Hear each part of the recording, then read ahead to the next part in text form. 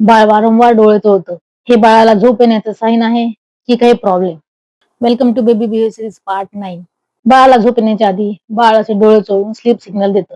बाळ थकलं की डोळे चोळतं, जांभई देतं किंवा थोडं चिडचिड होतं.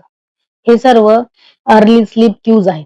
म्हणजे बाळाला जेव्हा झोप येते त्यावेळेस बाळ आपल्याला असे काही सिग्नल्स देतं. पण बराच वेळेस पॅरेंट्स हे सिग्नल्स मिस करतात आणि मग त्यांना वाटतं की बाळ का झोपत नाहीये, का बरं एवढा वेळ घेतं झोपण्यास.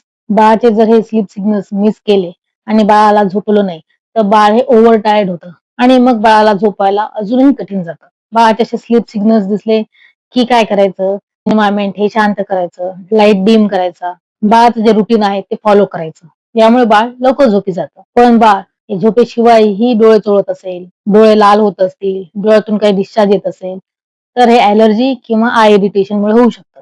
अशा वेळेस एकदा डॉक्टरांना दाखवून घ्या. बाळ बोलत नाही पण असे सिग्नल्स देतं. होपफुली सर्व पॅरेंट्सना हा व्हिडिओ उपयोगी पडेल. ही माहिती सेव्ह करा आणि सर्व पालकांपर्यंत शेअर करा. आणि सिरीजचा नेक्स्ट पार्ट पाहण्यासाठी मला फॉलो करा.